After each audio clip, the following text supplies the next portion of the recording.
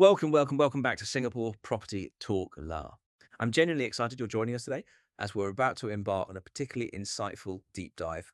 Our focus today is on a topic that touches the heart of many families and is, well, increasingly vital in our dynamic city-state. The critical property considerations for establishing a childcare centre here in Singapore. Our mission today isn't just about the bricks and mortar, it's about understanding what it truly takes to create safe, nurturing and compliant spaces for our youngest learners.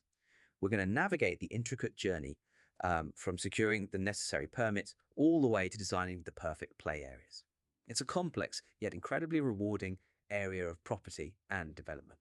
Before we plunge into all the fascinating details, if you find this deep dive helpful, please do remember to like this deep dive and subscribe to our channel. That way, you won't miss any of our future deep dives into the critical property insights that shape our city. And that call to action is particularly relevant for today's topic. Look, the demand for quality childcare in Singapore is consistently on the rise. It's driven by both the needs of our local families and the increasing number of foreign children settling here. This makes understanding the property aspects not just a matter of regulatory compliance, but a truly significant area for both social impact and potentially strategic investment. What often surprises people, however, is the sheer multi-agency complexity involved in the regulatory landscape. Grasping these nuances from the outset is absolutely fundamental to successfully establishing and operating one of these centers. All right, let's unpack this then. When we talk about a child care center in Singapore, it's not just one generic term, is it? How does the law define it exactly? And what are the various types of centers one might actually consider setting up? You've hit on a crucial distinction right away. It's certainly not a one-size-fits-all situation. The legal framework, specifically the Child Care Centers Law enacted way back in July 1988, provides a broad definition. It designates an Early Childhood Development Center, or ECDC, as any facility where 5 or more children under 7 years of age are habitually cared for and supervised for a fee during part or all of the day regularly. Pretty broad. Now, within this broad umbrella, the definition encompasses a few distinct types, each with a slightly different focus. Firstly, we have preschools and kindergartens. These are fundamentally geared towards providing preschool education and development programs for children. They typically cater to children aged from 2 years right up to 7 years of age, covering stages like playgroup, pre-nursery, nursery 1 and 2, and kindergarten 1 and 2. Their core function is structured learning. Okay, so focused on the education part. Exactly. Then there are what we more commonly identify as childcare centers. While they can also offer preschool development programs, their primary emphasis is on providing comprehensive care services for children aged 18 months up to 7 years. So they offer more extensive care hours, often spanning the full day, more care-focused, you could say. Right, covering the full working day for parents often. Precisely. And finally, we have the highly specialized infant care center. As the name clearly implies, these cater to the very youngest members of our community, specifically children aged a mere 2 months up to 18 months old.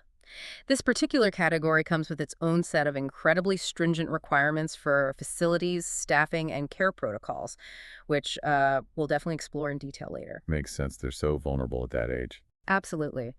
And it's imperative to understand that all of these ECDCs, irrespective of their specific type, must secure a license from the Early Childhood Development Agency, or ECDA. Beyond obtaining the license, they must also meticulously comply with all statutory requirements on an ongoing basis. Operating or even advertising an ECDC without a valid license isn't just a regulatory oversight, it's a serious legal offense in Singapore. The penalties are substantial. Potential fines of up to $10,000 or imprisonment for up to 12 months, or, well, potentially both. And critically, if the offense continues after conviction, there's an additional fine of $1,000 for every day or part of a day it persists. Wow. So $1,000 a day? They're not messing around. Definitely not. It underscores the government's unwavering commitment to safeguarding the welfare of young children. Those are indeed significant consequences, highlighting just how seriously these regulations are taken. So once an aspiring operator understands these definitions, what about the various business models? I know these impact everything from funding to the fees charged. Can you walk us through the different categories someone might consider? That's the next strategic layer, absolutely. The choice of business model profoundly influences everything from your initial capital outlay to your ongoing operational costs, and ultimately your target market and overall business strategy. There are 3 primary categories of childcare centers in Singapore, each with distinct characteristics and government support structures. First, we have premium childcare centers. These are typically private-run establishments, and they often differentiate themselves through unique teaching pedagogies, perhaps a specific educational philosophy like Montessori, Reggio Emilia, or maybe a specialized bilingual immersion program. Okay, the high-end option. You could say that. A defining characteristic is usually a very high teacher-to-student ratio, ensuring a more personalized and often undivided attention for each child. They also frequently integrate advanced primary school readiness programs, aiming to provide children with a significant academic advantage. From a financial perspective, these centers tend to be quite profitable, with monthly fees that can easily reach $2,000 or more, often double or even triple what other types of childcare centers charge. $2,000 a month, wow. Yeah. This model appeals to parents seeking specialized programs, highly individualized attention, and, well, a perceived premium educational experience. Next, we have the anchor operators, or AOPs. These centers are also privately run, but they receive substantial government funding and support through the anchor operator scheme. The core objective of this scheme is to enhance the accessibility of quality childcare across Singapore by keeping fees affordable for families. Consequently, their monthly fees are capped. For instance, full-day childcare fees are often capped around $720, excluding GST. Much more accessible. Definitely. This model is a critical pillar of Singapore's social infrastructure, ensuring that high-quality, affordable childcare is available to a broader segment of the population, not just those who can afford premium rates. And then, somewhat similar to the anchor operators are the partner operators, or POPs. They also receive government funding, but through the partner operator scheme, which is designed to complement the AOP scheme. Their operational model, like AOPs, aims for affordability, though their monthly fees are capped slightly higher, typically around $800 for full-day childcare, excluding GST. Okay, so AOPs and POPs are both subsidized, but with slightly different caps. Exactly. Both the AOP and POP schemes are vital government initiatives that underscore Singapore's commitment to ensuring equitable access to quality early childhood education and care. So if you're an aspiring operator or an investor, the choice among these models is not merely financial. A premium center offers higher revenue potential but demands significant private investment and a clear, differentiated market niche. Anchor and partner operators, while having capped fees, benefit from government subsidies, which can significantly stabilize their financial models and mitigate market risks while simultaneously fulfilling a crucial societal need. Your choice here truly shapes every aspect of your venture, from financial projections to your target demographic and even the philosophical approach to education you adopt. That's a comprehensive breakdown of the business models. Now here's where it gets really interesting, I think, for anyone considering this venture. Opening a childcare center isn't just about finding a space and setting up some colorful play areas. It's about successfully navigating a complex web of government agencies, each with its own set of approvals. So for our listener, who are the key players they absolutely need to talk to, and what statutory approvals are truly non-negotiable? This sounds like a significant bureaucratic hurdle. You've hit on the biggest challenge for many aspiring operators: coordinating with multiple agencies. It's truly the bedrock of the entire process, and often the trickiest part. Setting up an ECDC absolutely requires approvals and clearances from a multitude of government bodies. It's not necessarily a sequential process where you get one approval and then move on. Often, many of these are interconnected. And the final ECDA license is actually contingent on securing these preliminary clearances. So you need to get all your ducks in a row beforehand. Precisely. Let's outline the key agencies involved. First up, the Urban Redevelopment Authority, or URA. They are Singapore's National Land Use Planning and Conservation Authority. If your proposed site is a private residential or commercial property, or if you're looking to change the approved use of a building, URA plays a critical role in assessing and approving that land use. Okay, URA for private land use. Then we have the Housing and Development Board, or HDB. For properties located within HDB estates, such as void decks or commercial units, you'll need to work closely with HDB for their consent and approvals. This is especially relevant given the large number of HDB-managed childcare centers. Right, HDB for HDB estates. Thanks. The Singapore Land Authority, SLA, is the agency you'll engage with if you're considering state land or state-owned properties. Their role is to manage and optimize the use of such land, including for public services like childcare. The National Environment Agency, NEA, is crucial, particularly for premises located in Business 1, B1 industrial estates or business parks. They require specific clearances related to health and safety, ensuring the environment is suitable for children. A very important insight here is that Business 2, B2 premises are generally not allowed for ECDCs. Ah, that's a big one. B2 industrial is a no-go. Absolutely. It's a critical point to remember early in your property search, as these heavier industrial environments pose significant health and safety concerns for young children. The Building and Construction Authority, or BCA, ensures the structural safety and fitness of the building for occupancy. They are the ones who issue the Certificate of Statutory Completion, or CSC, or a Temporary Occupation Permit, TOP, for new buildings. Without this, your building is simply not certified as safe for its intended use. Okay, BCA for structural safety. Got it. For fire safety, you'll engage with the Singapore Civil Defense Force, SCDF. They mandate stringent fire safety standards and will issue a Fire Safety Certificate, FSC, or a Temporary Fire Permit, TFP. This is non-negotiable for any public-facing building, especially one with children. SCDF for fire safety. Non-negotiable. Correct. The Land Transport Authority, LTA, manages traffic and parking provisions. Depending on your location and the projected scale of your center, you might need their clearance regarding adequate parking spaces or drop-off points, which impacts neighborhood traffic flow. And finally, the Public Utilities Board, PB, provides clearance for sanitary works. This becomes particularly relevant if you're installing new child-sized toilets, hand basins, or shower heads, ensuring proper water and waste management. LTA for traffic, PUB for plumbing. Wow, that's a lot of agencies to coordinate with. It sounds like a real administrative undertaking. So once you've identified who to talk to, what are the absolute core documents and statutory approvals that are non-negotiable? What's on that essential must-have tech list before you can even think about opening? This is indeed the crucial checklist, the kind that can make or break your timeline. The ECDA will simply not proceed with your license application without these fundamental documents and approvals. First and foremost is your ownership or tenancy agreement. This isn't just a standard rental contract. It must be signed directly between the landlord and the licensee, that is, the legal entity that will be operating the ECDC. For nonprofit entities like those registered under the Registry of Societies, Charities, or Institutions of a Public Character, the agreement must specifically be with that registered entity. A key requirement here, which many overlook, is a minimum 2 to 3 year tenancy. This mandate is to ensure continuity and stability for the childcare center and the children attending it, avoiding frequent disruptions. 2 to 3 years minimum lease. Okay, that's important for stability. Very important. Next is the approved use of premises from the relevant authority, be it SLA, HDB, URA, or NEA. This formal approval confirms that your chosen location and premises are legally permitted for use as an ECDC. For HDB and SLA properties under direct lease, the tenancy agreement itself often suffices as proof. However, for privately owned HDB properties, you'll specifically need a change of trade letter from HDB.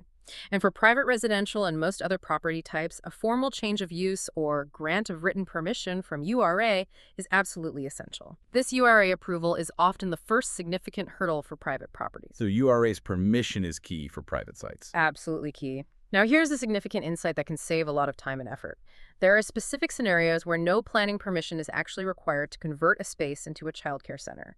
This applies, subject to certain conditions, to locations within commercial buildings like shopping centers, mixed commercial and residential developments, but only within premises already approved for commercial use, and importantly, excluding traditional shop houses or shop flats. Oh, okay. So some places are easier. Potentially easier, yes. Okay. Also, hotels within their commercially approved premises, civic and community institutions like community centers, existing education institutions, medical and healthcare buildings, sports and recreation premises, for example, clubhouses, and, commonly, HDB void decks. That's quite a list where you might not need separate URA planning permission. Might not, exactly. But these no planning permission scenarios are not an automatic green light. They are contingent on 3 crucial conditions. First, the development itself must not be subject to special planning conditions that restrict building uses. Second, the gross floor area, GFA, the total covered area of the childcare center, must be less than 50% of the total GFA of the entire development. And third, you must have already complied with all licensing requirements from other relevant government agencies before commencing the use. Ah, so you still need all the other approvals like SCDF, BCA. Precisely. It just potentially streamlines the initial URA planning permission step. For other property types, the approval process becomes more complex. Shop houses, for example, generally require a specific evaluation based on their allowable uses, which can be quite restrictive for childcare. And critically, shops located within activity-generating uses, AGU areas, typically vibrant, high-traffic zones, are generally not permitted for childcare due to the planning intention for those areas. So avoid high-traffic retail strips designated as AGU. Generally, yes. If you're looking at industrial building zoned Business 1 in the master plan, you'll need a change of use application coupled with NEA clearance. But as we stressed earlier, Business 2 premises cannot be supported for childcare. Full stop. B1, maybe with approvals. B2, definitely not. Got it. Right. Landed houses, specifically detached houses or a pair of semi-detached houses outside of good class bungalow areas, also require a change of use application. And these proposals are subject to very specific locational criteria to manage neighborhood impact and safety. No other child care center within a 350-meter radius, and the property must not be located along major roads, near junctions, bends, cul-de-sacs, or no-through roads. Strict location rules for landed homes. Very strict. And even if these criteria are technically met, approval is not guaranteed and is subject to detailed contextual evaluation by URA.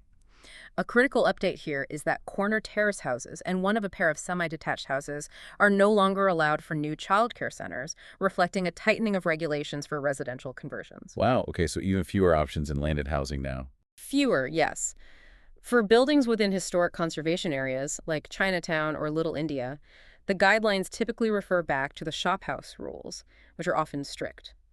Other property types like places of worship, educational institutions, medical and healthcare buildings, and hotels, if they don't explicitly qualify for the no planning permission criteria, would typically require a change of use application. Similarly, for Business 1 white and Business 2 white buildings, commercial units under their white component would need a change of use application. However, for Business 2 white, the industrial units are strictly not allowed.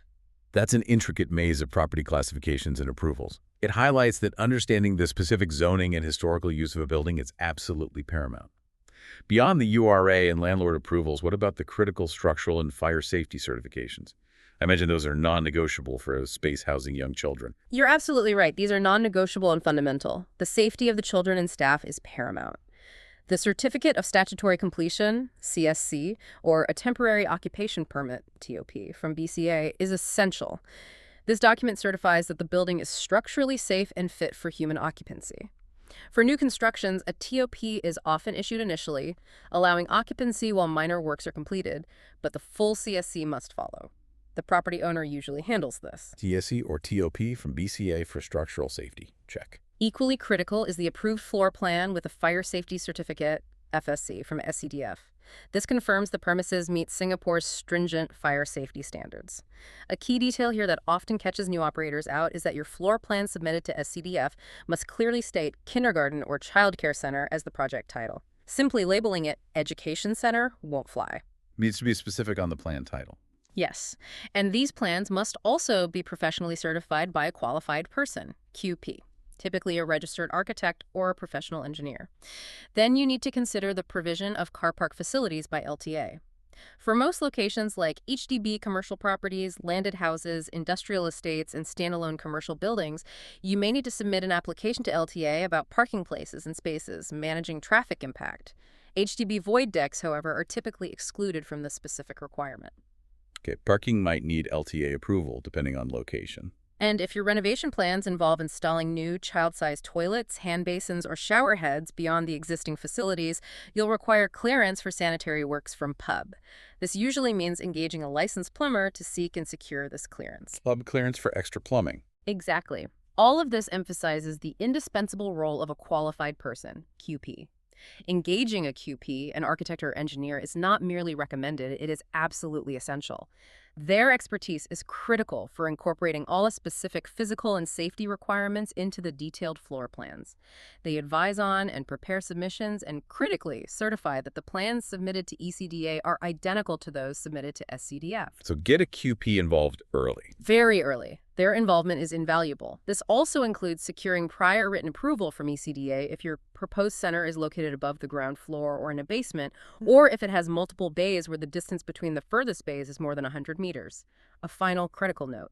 If there is no direct, safe access to an outdoor play area meeting the requirements, the license application will be rejected outright. Outdoor play space access is mandatory then, a deal breaker. Absolutely a deal breaker. This is a common pitfall for centers in dense urban environments. So you've successfully navigated that labyrinth of approvals, perhaps with the crucial help of a QP. Now let's move to the physical space itself. What does a property actually need to look like? What are the crucial safety features, and how do space requirements change depending on the age of the children? This is where the vision starts to take concrete shape, but it has to be a very specific, regulated vision, correct? Precisely. This is where the regulatory framework directly dictates the tangible design and functionality of the center. Careful selection of premises before signing anything is paramount. You must ensure all necessary statutory approvals can genuinely be met within that specific space. Generally, ECDCs must be of an acceptable and reasonable size. Beyond just teaching and learning areas, you must also allocate space for an office or administration area. Overcrowding is strictly prohibited. The space needs to be purposefully set up, allowing sufficient room for all children. Think about clear, wide pathways for movement like corridors wide enough for children to walk in pairs. Good flow is important. Very. Furnishings are also critically important. They must be developmentally appropriate, child-safe, and in excellent working condition. No sharp edges, loose parts, splinters, peeling paint, rust. None of that. Furniture should suit children's height and size. And crucially, any hazardous materials, hot liquids, chemicals, unsecured heavy objects, tripping hazards must be completely inaccessible to children, always. That makes perfect sense for general safety and functionality. But what about the specific space requirements for different age groups? I imagine infants need a vastly different setup than, say, kindergartners. They absolutely do. The accommodation capacity is calculated very precisely based on teaching and learning areas, excluding service areas like toilets, pantries, offices. This calculation also depends on having enough sanitary facilities and space for gross motor activities. For Class A infant care, you need a generous 5 square meters of floor space per infant. 5 square meters per infant. That's quite a lot. It is. It reflects the need for more individual movement and dedicated areas. For Class B, full day care for 18 months to under 7 years, it's 3 square meters per child. And for Class C, half-day programs for the same age group, it's 1.88 square meters per child. Regardless of the class, each individual teaching or learning activity area must be at least 12 square meters in size, and all usable areas must be fully enclosed, weatherproof, and well ventilated. Open balconies or car porches, they don't count. Very precise metrics, directly impacting capacity. Beyond just the square footage, what about the actual safety features and accessibility within the building? Things like staircases, windows, kitchens. I imagine those all have specific mandates. They do, and these details are vital. Security is paramount. Premises must be secured. Access limited to authorized personnel only. Entrances and exits closely monitored. But this security must not conflict with fire safety requirements for emergency egress. Balancing security and fire safety. Tricky. It can be. For staircases, safety gates or barriers are mandatory at the top and foot if children have access. Handrails at children's height on both sides. Railings at landings must be at least 1.5 meters high, with narrow gaps. For kitchens or pantries, a door barrier or safety gate at the entrance. If children need access for supervised activities, a thorough risk assessment is needed first. Windows above ground level must have secured grills. Keys kept out of reach but accessible to staff. And no double-action spring hinges on doors, those swing doors are banned. No swing doors. Good point. It's also important to reiterate that ECDA's prior written approval is required if the premises are above the ground floor or in a basement, or if it has multiple bays over 100 meters apart. Extra scrutiny for complex layouts. Given how easily children can fall ill, what about designated areas for health and emergencies? It's not just about treating sickness, but managing potential outbreaks. Right. Exactly. Every center must have a properly designated sick bay. This is a fully enclosed, separate, comfortable, well-ventilated or air-purified isolation area for unwell children. It must be available at all times. Corridors, pantries, kitchens, storerooms, toilets. Unsuitable. It needs to be a proper, dedicated space. A real isolation room. Yes. Additionally, centers must provide an appropriate haze space, fitted with air purifier, able to accommodate at least 50% of the maximum capacity during haze episodes, strictly for emergency use only. Beyond specific rooms, general environmental factors are meticulously regulated. Lighting suitable and adequate, not harsh. Variety encouraged. Ventilation daily, natural air preferred. Air purifiers if windows can't open, no unpleasant odors. Temperature comfortable, controllable fans or AC. Floor surfacing safe, non-slippery, well-maintained. Shock absorbent and active areas. Toilets and water play areas not slippery, no standing water. And sanitary facilities, especially child-sized ones, must be a huge focus, considering hygiene and development. What are the specifics there? Huge focus, absolutely, for both hygiene and promoting independence. Sufficient child-sized toilets and hand-washing points must be available, exclusive to the center, easily accessible on each level. Minimum is 2 toilets and 2 hand-washing points per center. For larger centers, specific ratios apply. 1 toilet per 23 children, 1 hand-washing point per 23 children. 1 per 23. Okay. The toilets themselves, flush toilets no more than 400 millimeters high. Toilet paper within easy reach. Low partitions for visual supervision, but at least 1 private cubicle. Hand washing. Child-sized basins, 1 liquid soap dispenser between every 2 points. Soap always available. Basins near toilets. Hand drying facilities like disposable napkins with hands-free bins nearby. All designed for little hands and heights. Exactly. Plus, sufficient shower facilities with water heaters are mandated, at least 1 shower head per 50 children. Privacy measures like curtains or doors are needed considering age and needs. All these details paint a very clear, very specific picture. But what about play, specifically gross motor activities? Do they need dedicated spaces, and what are the size requirements? Yes, and this is critical, often impacting property selection. Children must have safe access to an outdoor space for gross motor activities, GMA daily. If not, the license application will be rejected. Rejected outright. So that outdoor space is non-negotiable. Absolutely non-negotiable. There must also be sufficient, accessible, age-appropriate, safe, and well-maintained materials and equipment for these activities. And children must not access hazardous areas or objects during play. The size requirements for GMA space are distinct for different license classes. For a Class B license, full day, you need minimally 1/6 of capacity at 4 meter millisecond per child, or 40 meter millisecond, whichever is more. For a Class C license, half day, it's minimally 1/10 of capacity at 4 meter millisecond per child, or 40 meter millisecond, whichever is more. Specific GMA space minimums based on license type and capacity. Correct. For playgrounds on upper levels, suitable barriers like fencing at least 1.8 meters high are required. And if outdoor spaces are near hazards like busy roads, effective safety measures must prevent access. And for the very youngest ones, the infants, under a Class A license, what additional physical requirements are there? It sounds like they need even more specialized environments. They absolutely do. Class A licenses for infant care have additional, highly stringent requirements. Their indoor activity areas must be physically separated from older children, 18 months plus. The napping area also needs physical separation from other activity areas, maybe using partitions, and protected from general walkways to minimize disturbance. Separate zones for infants. Yes. Ideally, the infant care area should be on the ground floor. If not, every level catering to infants must have dedicated showering, diapering, feeding, and napping facilities. Movement spaces must be intentionally designed for infants to safely rest, roll, sit, crawl, stand, walk. Think firmly padded floor mats. Floor surfaces safe for crawling, walking. Separate demarcated areas for locomotive and non-locomotive infants. Catering to different stages of mobility. Precisely. Infant furniture. Sufficient, safe, age-appropriate seats, potties, tables, chairs, strollers. Cots must be sturdy, enough for at least half the infants enrolled. Playpens and rockers cannot be used as cots. No, playpens as cots. Important distinction. Very. Food milk prep, dedicated areas for sterilizing bottles, appropriate storage for baby food expressed milk, a sink with running water for infant food prep. Infant toys must be child-safe for sensory activities, no small parts, toxic paint, mold. High chairs must have footrests, supports, and firm tray latching. Finally, infant sanitary facilities, sufficient safe bathing facilities. 1 sink with running water for showering per 10 infants right next to the diaper changing area. Diaper changing tables must have 4 raised sides, at least 3 inches high to prevent falls. And enough tables, 1.70 ratio. All these details show the extremely high care level expected. Now that we've thoroughly covered the physical space, let's turn our attention to the people who truly bring these spaces to life, the staff. It's one thing to have a fantastic compliant building, but it's the qualifications, ratios, and health of the individuals entrusted with our children's care that truly define the center.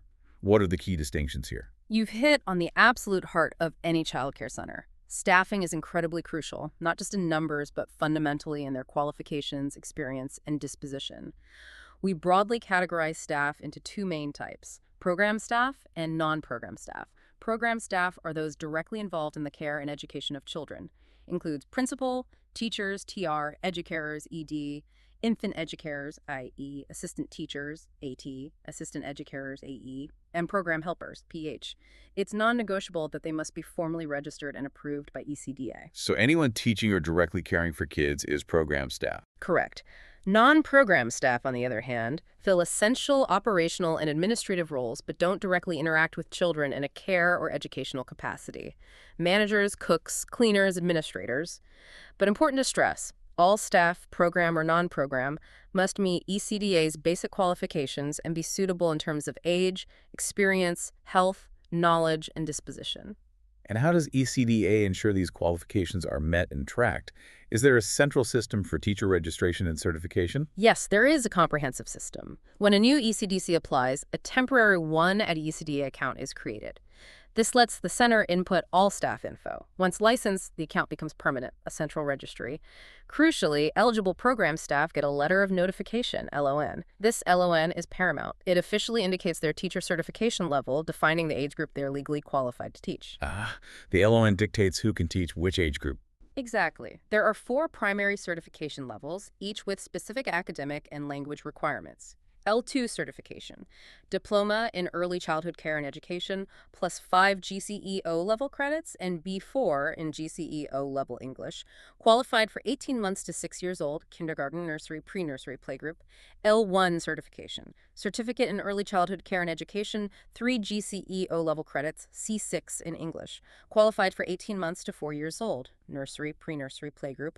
For younger children, EY2, Advanced Certificate in Early Years, requires completed secondary 2 or 8 years formal education plus specific workplace literacy, WPL scores, for 2 months to 3 years old, pre-nursery, playgroup, infant. And for dedicated infant care, EY1 certification, Higher Certificate in Infant Care, similar academic WPL requirements specifically for 2 to 18 months old. Very specific tracks based on age focus. Very. And worth noting, teachers with foreign qualifications might face delays as ECD assesses equivalency case by case. So precise qualifications for precise age groups. What are the bare minimum staffing requirements to even get the license in the first place? Not just any staff, but specific qualified individuals, right? That's right. For new licenses, very clear minimums must be met before opening. Every new center needs 1 qualified principal. Beyond that, it depends on the license class. For a Class B or C license, childcare kindergarten, minimum 1 L2 and 2 L1 qualified teachers. If you're applying for Class A and B or Class A and C, infant care plus childcare kindergarten, you need minimum 1 L2, 1 L1 teacher, and 1 program staff trained at EY1 HCICSRN level with an EYDS certificate. If it's a Class A only center, infant care exclusive, then minimum 3 program staff trained at EY1 HCICSRN level with EYDF certificate. Specific qualified staff mix depending on the services offered. Exactly. For centers with multiple bays, 100-400 meters apart, an L2 certified senior teacher is needed per bay, or EY1 senior infant educarer for infant-only bays. These can count towards ratios. However, for bays 300-400 meters apart, an L2 certified key personnel is required, but this person cannot be counted towards the staff-child ratio. They're purely supervisory. Interesting distinction for widely spaced bays. Yes. On a practical note, if providing meals, the cook needs the basic food hygiene course from an NEA-approved institution before starting. Lastly, during initial application, staff still undergoing training cannot count towards these minimum teacher requirements. They must be fully certified. That makes perfect sense. But the real operational challenge often lies in maintaining the proper staff-child ratios on a daily basis across different hours. Can you detail those critical ratios? These ratios are absolutely paramount for supervision and quality care and rigorously checked. They vary significantly by age group and time of day for children above 18 months to 6 years old. During non-program hours like early mornings 7-9 a.m. and late afternoons 5-7 p.m. for Class B ratios are less stringent but still vital. K2, 1 staff to 30 children. K1, 1 staff to 25. Nursery, 1 staff to 20. Pre-nursery, 1 staff to 18. Playgroup, 1 staff to 12. Slightly looser during drop-off pickup times? Yes, but critically, during these non-program hours, there must always be at least 2 staff present, 1 being program staff and at least 1 holding valid child first aid CFA certification. During program hours, typically 9 a.m. to 5 p.m., structured learning time ratios become much stricter for quality engagement. These are without assistance. K2, 1 teacher TR to 25 children. K1, 1 TR to 20 nursery, 1 educarer L1 to 15 pre-nursery, 1 educarer EY2 to 12 playgroup, 1 educarer EY2 to 8. Much lower ratios during core learning times. Much lower. And for mixed age groups, the ratio must always meet the requirement for the youngest child present. Ensures vulnerable kids get attention. During outdoor activities, the indoor ratio must still be met. No short staffing indoors. And at least 2 adults must be present outdoors, one being program staff. For Class A infant care services, 2 to 18 months, the ratio is considerably tighter. 1 infant educator, i.e., or 1 program helper, PH, for every 5 infants. 1 to 5 for infants. Very intensive. Highly intensive. This ratio must be met during all operational hours. At least 2 program staff must be present in the infant area always, one being a qualified infant educator. And crucially, at least 1 staff present must have valid CFA certification. Finally, a primary caregiving system is mandatory for infants, ensuring consistency. Beyond qualifications and ratios, what about health clearances for all staff, given their close contact with young children? Seems critical. It absolutely is. All ECDC staff, before starting work, must undergo a pre-employment medical checkup and be certified medically fit for employment by a registered medical practitioner. Required checks include a general physical exam, chest x-ray, and mandatory vaccination against mumps, measles, rubella, and varicella, chickenpox, unless immunity is proven. All results available for inspection. So health checks and vaccinations are standard procedure. Standard and mandatory. And finally, on staffing, first aid, how many certified staff do you need and what specific certification? For first aid, requirements are specific. At application, the principal key personnel and 2 other program staff must have valid child first aid CFA certification accredited by the National Resuscitation and First Aid Council. For larger centers, more than 150 children, an additional CFA certified staff member is needed for every 50 children or part thereof. Ensures enough trained responders are always on hand. It's clear that it's not just about the physical building or having wonderful staff. The meticulous administration and clear procedures truly form the backbone of any successful child care center. What kind of paperwork and protocols are we talking about here? It sounds like there's a huge amount of behind-the-scenes work keeping things running smoothly and safely. You've precisely captured it. Good governance and meticulous administration are absolutely critical. It involves significant detailed record keeping and a comprehensive suite of well-defined standard operating procedures, or SOPs. One foundational step is the declaration of financial capacity and offenses. All key appointment holders, directors, partners, board members must sign forms attesting to their financial capacity and declaring any warnings from ECDA or relevant criminal convictions. This same declaration regarding warnings or offenses must also be signed by all staff, ensuring integrity across the team. So, full transparency from the top down. What about communication with parents? Is there a mandatory document? Yes, a comprehensive parent's handbook is mandatory upon enrollment. It's the center's Bible for parents, outlining all key policies. Policies must be clearly explained, and parents must formally acknowledge reading and agreeing to them, usually by signing. The handbook is incredibly detailed.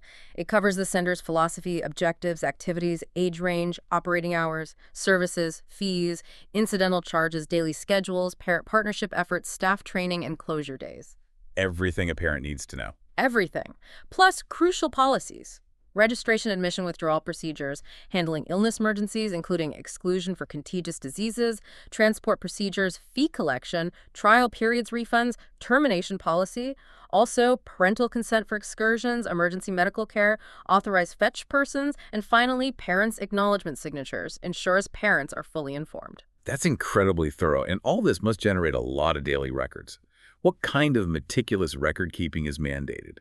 Meticulous is the word, designed for safety, accountability, and well-being. The center must maintain up-to-date particulars for all children: enrollment form, birth cert passport, FIN copy, medical conditions allergies, long-term medication info, family physician details, emergency contacts, authorization for emergencies, authorized fetch personnel records, name, NRIC address, immunization records. Complete profile for every child. Yes. Similarly, up-to-date records for parents, guardians, names, contacts, NRIC FIN copies. Critically, records of known food allergies must be prominently displayed in kitchen, pantry, and serving areas. Beyond personal details, thorough records of all accidents, incidents, illness outbreaks, program deviations, special activities field trips, daily arrival attendance for children and staff, clear sign-out records ensuring dismissal only to authorized persons, a visitor's log. Tracking everyone coming and going. Essential. For medication administration, extremely detailed records: child's name, medication, dosage, administration method, date, time. Administrator's name signature, guardian's written authorization, records of emergency evacuation exercises, date, time, attendance, duration, mock incident area, separate procedures records for infants. Time of daily temperature and visual health checks for everyone upon arrival must be recorded. For Class A, infant care, daily routine developmental needs, type amount of formula milk required logged and communicated daily. So tracing every interaction, health checks, safety measure, and I presume standard operating procedures, SOPs, are also a huge part of this. Absolutely. Clear, written SOPs are the operational blueprint, especially for critical situations. Divided into key areas. For safety measures, SOPs give precise instructions for accidents and emergencies. Detailed emergency evacuation plans with separate tailored procedures for infants. SOPs detail handling incidents, major minor injuries, and procedures for child death, with strict 24-hour reporting requirements. Covers supervision outside, stringent dismissal procedures, non-collection protocols, procedures for mandatory voluntary closures, sleeping showering arrangements, specific SIDs prevention measures for Class A. For multi-bay centers, SOPs address safe movement between bays, especially crossing roads. Covering every conceivable safety scenario? Trying to. For health and hygiene, SOPs detail daily temperature health checks on arrival, management reporting of infectious disease outbreaks, contact tracing, haze situation management, strict SOPs for food handling, washing disinfecting equipment, toys, etc., guidelines for special events with food, administration of medicine, allergy management. For Class A, specific procedures for diaper changing, bottle sterilization, showering, then crucial guidelines on child guidance and behavior management, and child-safe policies. Staff must use positive, developmentally appropriate guidance. Collaboration with families on challenging behaviors involving professionals if needed.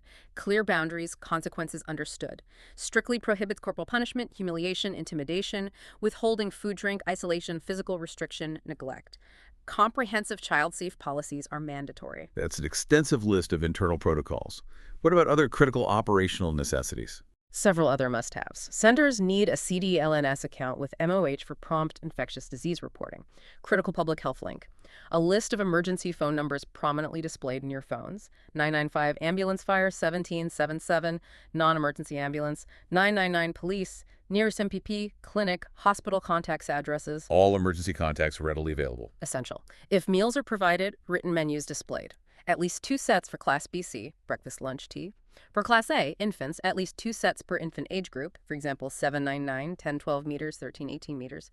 Food guidelines emphasize water, no sugary drinks, balanced meals, whole grains, lean protein, veg, daily fruit, calcium-rich food, HCS oil, no deep-fried preserved food, promoting healthy habits. Healthy eating is built into the requirements. Yes. Lastly, first aid kits, vital and regulated, at least 1 main kit per 150 children, meticulously maintained with specific contents, cotton wool, saline, forceps, gauze, tape, plasters, bandages, scissors, torch, Ziplocs, resuscitation mask. Items non-expired, kit fix, accessible, plus at least 1 portable kit for out-of-center use with specific items. Ensures readiness everywhere. Beyond all these operational mechanics, what truly defines a childcare center is the learning experience. After all, that's the core reason. So, what are the expectations for curriculum, the learning environment design, and tracking a child's progress in such a structured yet nurturing setting? This is indeed the essence, ensuring children genuinely develop, learn, and thrive.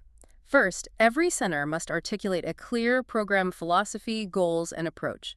Philosophy centered on the child's interest, clearly communicated to parent staff, handbooks, website displays. Includes values on development, care, education, family, community partnership. Program goals outcomes guided by sound early childhood principles, referencing Singapore's national frameworks. Nurturing early learners, NEL, and early years development framework, EYDF. These emphasize culturally developmentally appropriate practices, integrated holistic learning, child-centric authentic experiences with quality interactions, and crucially, play as a core pedagogy. Learning is hands-on, engaging. So how they learned is as important as what they learn. Play is central. Exactly. There must be a comprehensive center's program plan supporting learning needs for all children, all ages, for the entire calendar year. Includes objectives, milestones, goals, annual calendar, excursions, celebrations, curriculum plans, term, weekly, daily, displayed daily scheduler routines. Program must be holistic.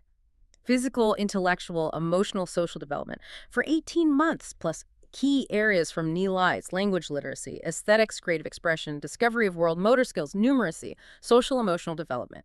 Program must be balanced, holistic, appropriate, varied. covering indoor-outdoor, active quiet play, structured free play, rest routine care meals, Class AB, large small group, individual time. Encourage learning outside the center, too. You mentioned gross motor activities earlier. What's the frequency expectation for those within the learning program? Clearly specified. For full-day programs, 1 hour GMA daily, at least 30 mins outdoors, or our 45 mins thrice weekly outdoors. For half-day programs, 30 mins GMA thrice weekly, at least 1 session outdoors. Emphasizes consistent physical activity and outdoor play. Integral part of the curriculum, not an add-on. Precisely. The learning environment itself, indoors and outdoors. How should it be designed and used? Indoor-outdoor spaces used purposefully for different learning activities, group sizes. Spaces aren't limited to premises, can include neighborhood parks, fostering exploration, designed to encourage curiosity, easily accessible play areas, promoting self-directed engagement, wide variety of teaching learning aids and manipulatives for every domain. Variety sustains interest, promotes development, accessible to all children. Learning space facilitates self-directed learning, group interaction, play, fostering autonomy, on-task behaviors, independence, intentional setup for independent activities. How does a center track each child's individual growth? Vital for parents and educators. Core responsibility. Must implement systematic observation, documentation, assessment of children's key learning development areas. Structured process. Individual progress formally updated and shared with parents at least once every 6 months. Keeps parents informed and involved. And for infant care, Class A, any additional specific learning experience requirements? Yes, distinct and highly tailored requirements for infants. The program plan for infants specifically supports individual learning development, guided by planned activities transitions considering infants' need for locomotion, routines used for relationship building, ample opportunities for free movement exploration. Uniquely, a 15-30-minute outdoor experience once a week required for infants 6 months plus sensory exposure. Even infants get outdoor time. Yes. Infant program includes objectives milestones, activity plans, daily schedules displayed, facilitates integrated learning across physical, social, emotional, language communication, cognitive domains, learning environment for infants, various aids manipulatives for infant development, supporting sensory exploration, motor skills, equipment supports free movement exploration accessible with supervision. Finally, infants' progress. Meticulous records of routine needs, feeds, naps, bowel movements communicated daily to parents, regular observations assessments documented and shared at least once every 3 months, developmental milestones documented, shared, continuous feedback loop. Wow, we've covered the physical space, the people, the intricate operations. Now let's talk about the grand finale, securing that all-important license, understanding the financial side, and ensuring long-term quality. It truly brings all the pieces together. This is indeed the culmination. The final step is applying for a childcare center license online via the Go Business licensing portal. Fee is $500, standard processing time, typically 14 working days, if all documents are complete, requirements met, and site visit successful. Crucial point, for premises in B1 industrial estates, allow up to 3 more months processing due to extra clearances. That B1 caveat again, needs more time. Yes. When applying, clearly indicate the license classes based on services. Let's revisit those with operational details. Class A, infant care. 2 18 months, AUX. Monfrey 7 AMA, 7 PMA. SAT 7 AMA, 2 PM or 5.5 days, sir. Hours, 12 plus types. Full half day, flexible options. GMA space NA. Program hours, operational hours. Class B, childcare. 18 years to 7 years. OPS, same as Class A hours. 12 plus lives. Full day, may offer half flexible. GMA, 16 capacity at 4 meters child or 40 meters, whichever more. Program hours, typically 9 AM, 5 PM, non-program. Arrival departures. Class C, kindergarten half day, 18 years, 7 years. OPS, mom-free, school term central curriculum. Hours, 6 or less. Types, half day, single triple sessions. GMA, 110 capacity at 4 meter SAS child or 40 meter natural, whichever more. Program hours, operational hours. Clear operational differences based on license class. Vary. Allowed combinations. Class A only, B only, C only, A and B, or A and C. Cannot mix B and C without A. And children must not be in an ECDC for more than 24 continuous hours. So a clear license structure. Beyond just meeting checklists, what does ECDA really look for when granting or renewing a license? Is there a broader assessment? Yes, definitely beyond ticking boxes. It's a holistic assessment by the Chief Licensing Officer. Key factors. First, applicant's character and fitness. Checks for convictions, Child Care Centers law, dishonesty, prescribed offenses, previous license refusals, revocations, school shutdowns under Education Act, ensures trustworthiness. Second, financial capacity. Rigorous assessment if applicant has means to operate and maintain the ECDC, requires signed declaration of financial capacity form. Character and finances checked thoroughly. Thoroughly. Third, premises suitability. Detailed evaluation, location, capacity, staffing, equipment, structure, fire safety, public health, sanitation. Aligns with our earlier discussion. Fourth, capacity to deliver the curriculum. Assesses ability resources to provide services according to prescribed requirements. Ensures quality. Finally, any other matter making it contrary to public interest to grant or renew. A broad safeguard. So once licensed, are there other accreditation centers might pursue or need? Yes, beyond mandatory licensing, accreditations signal higher quality commitment. Important for trust and differentiation. One is 80 Trust certification from CPE for private education institutions, PEIs. Identifies private schools maintaining high-quality standards and positive student outcomes. Then there's Singapore Quality Class, SQC certification. Recognizes organizations with world-class management practices, leadership strategic planning, student welfare. Pursuing these is strategic for centers aiming for excellence. Let's talk money. What kind of initial investment are we realistically looking at? And ongoing financial considerations. Sounds substantial. It's indeed substantial. Initial investment, at least $800,000 or more typically required. Varies significantly by location, size, renovation needs. Covers capital costs, building, renovation, and initial operational costs. Utilities, rent, staff, insurance, taxes, licenses, admin. $800,000 plus to start. Big commitment. Big commitment. Ongoing. Standard Singapore business tax rate is 17%. Applies to local and foreign centers, few exceptions. You'll deal with estimated chargeable income, ECI, a preliminary estimate determining advanced tax payments. For financial reporting, Singapore Financial Reporting Standards for Small Entities, SFRS for SE, may apply. If not publicly accountable, publishes general purpose statements and meets 2 of 3 criteria. Revenue, S$10, assets, S$10, employees, 50. Always consult financial professionals. SFRS for small entities might apply. Good to check. Definitely. Lastly, can private investment holding companies set up centers? Yes, they can. Must follow all guidelines, get approvals, meet requirements, get ECDA license. But due to unique financial structure, specific rules might apply. Consulting professional services or legal advisors is strongly advised. Wow, what an incredibly comprehensive deep dive into setting up a childcare center in Singapore. From initial definitions and business models to the intricate web of approvals, precise space requirements, critical staffing, meticulous operations, it's abundantly clear this requires meticulous planning and deep regulatory understanding. Absolutely. It truly is a testament to Singapore's commitment to high-quality early childhood development. Every detail, from building structure to infant routines, is regulated for a safe, enriching environment. Significant undertaking, profound impact. So what does this all mean for you listening? Whether you're an aspiring operator, an investor, or just curious about the infrastructure supporting our little ones. It means that while the path is clearly laid out with detailed regulations, the ultimate goal is creating a space that truly nurtures.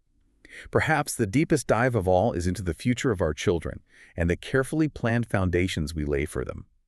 Think about how these incredibly detailed guidelines don't just ensure safety and quality, but profoundly shape the very design of our neighborhoods and communities for generations. It's more than just property. It's about thoughtful, planned societal growth, isn't it? And with that thought, we wrap up another fascinating deep dive on Singapore Property Talk Law. Don't forget to like this deep dive and subscribe for more insights into the properties that shape our city. We'll be back soon with another deep dive. Until then, stay well informed. Thank you for joining us. See you next time.